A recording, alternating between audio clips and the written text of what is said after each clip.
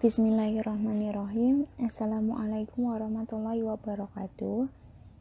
Perkenalkan, kami dari kelompok 10 yang beranggotakan 1. Fajriah Novia Prasasti, 2. Imas Aninda Sukma, 3. Inggit Sukmawati. Di sini kami akan menjelaskan sedikit materi tentang Islam, perempuan, dan demokrasi. Langsung saja kita masuk materi yang pertama, yaitu Islam.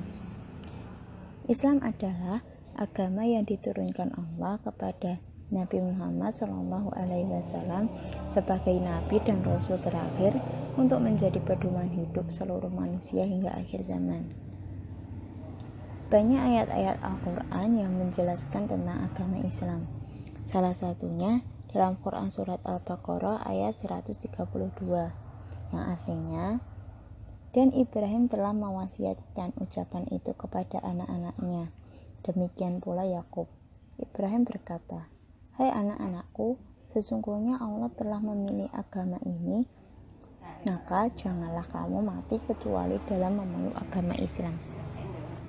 Dari ayat ini kita bisa mengetahui bahwa agama yang dibawa oleh para nabi adalah agama Islam. Nabi Musa, Nabi Isa, Nabi Ibrahim, sampai Nabi Muhammad.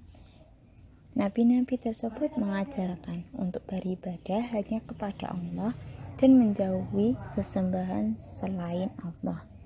Dan inilah yang diajarkan oleh agama Islam.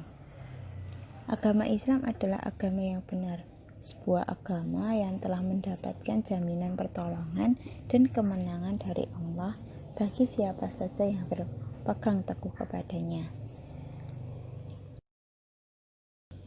Materi yang kedua yaitu perempuan. Perempuan dalam sejarah.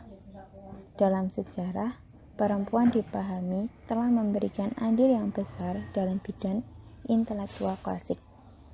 Banyak dijumpai guru-guru agama, perawi hadis, bahkan sufi perempuan. Seperti halnya Siti Aisyah yang dikenal dengan pembawa hadis yang sangat berarti. Bahkan tidak dipungkiri para sahabat Nabi belajar hadis kepada Siti Aisyah.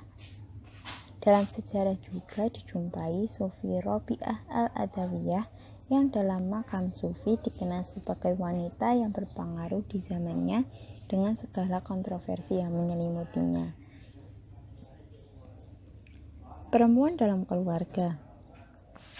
Perempuan secara kodrati harus selalu eksis di tengah-tengah keluarga. Di dalam keluarga, perempuan dapat berperan sebagai ibu, istri, anak. Semua peran tersebut menuntun adanya tugas sesuai dengan perannya masing-masing. Contohnya sebagai ibu. Tugas perempuan yang pertama dan utama ialah mendidik generasi-generasi baru. Allah menyiapkan mereka memang untuk tugas tersebut. Tugas agung dan tidak dapat dilupakan, bahkan diabaikan. Selain itu, tugas perempuan adalah beribadah kepada Allah. Perempuan tinggal di dalam rumah merupakan alternatif terbaik karena memang itu perintah Allah dan dapat beribadah dengan tenang. Saya, Imas Aninda Sukma, akan melanjutkan materi berikutnya, yakni tentang hak perempuan. Ditinjau dari perspektif Islam, bahwa Islam merupakan agama rahmatan lil alamin, dipahami sebagai penempatan laki-laki dan perempuan, maupun antar bangsa, suku, dan keturunan sama di hadapan Allah. Yang artinya nilai-nilai dalam Islam menjadi bagian nilai-nilai universal Islam, sebagaimana nilai-nilai keadilan, kemanusiaan terhadap hak-hak dasar manusia. Yakni materi selanjutnya, demokrasi. Pengertian demokrasi sendiri yakni secara etimologi, demokrasi merupakan gabungan antara dua kata dari bahasa Yunani, yaitu demos yang berarti rakyat dan kraten atau kratos yang berarti kekuasaan. Jadi secara terminologis, demokrasi berarti kedaulatan yang berada di tangan rakyat. Dengan kata lain, kedaulatan rakyat mengandung pengertian bahwa sistem kekuasaan tertinggi dalam sebuah negara di bawah kendali rakyat. Hubungan antara Islam, perempuan, dan demokrasi. Islam dan perempuan. Dalam pandangan Islam, perempuan memiliki kedudukan yang sama dibandingkan dengan laki-laki. Dari sudut penciptaan, kemuliaan, dan hak mendapatkan balasan atas amal usahanya, perempuan memiliki kesetaraan dengan laki-laki. Sedangkan dalam hal peran, perempuan memiliki perbedaan dengan laki-laki.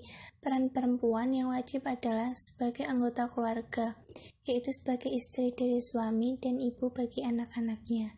Islam dan demokrasi. Di antara para orientalis dan beberapa sarjana yang meyakini bahwa ajaran Islam bukan semata-mata agama, tetapi juga mengatur masalah-masalah negara. Tetapi ada pendapat lain, yaitu tidak perlu ada campur tangan agama dalam kehidupan negara. Apabila agama Islam mengajarkan pula masalah-masalah kenegaraan dengan alasan di dalam ajaran Islam kita mendapatkan prinsip-prinsip musyawarah dan pertanggungjawaban. Perempuan dan demokrasi. Kepemimpinan dan masalah memutuskan suatu perkara adalah tanggung jawab yang begitu urgent. Oleh karena itu, yang menyelesaikannya adalah orang yang tidak memiliki kekurangan, seperti wanita, yaitu kaum prialah yang pantas menyelesaikannya. Sheikh Abdul Aziz bin Abdillah bin Baz menjelaskan bahwa yang dimaksud dengan kurangnya akal seorang wanita dalam hadis di atas adalah yaitu dari sisi penjagaan dirinya dan persaksian tidak bisa sendirian, harus bersama wanita lainnya. Inilah kekurangannya. Seringkali lupa dan dia pun seringkali menambah-nambah dan mengurang-urangi. Sekian presentasi dari kelompok kami, kurang lebihnya kami mohon maaf. Wassalamualaikum warahmatullahi wabarakatuh.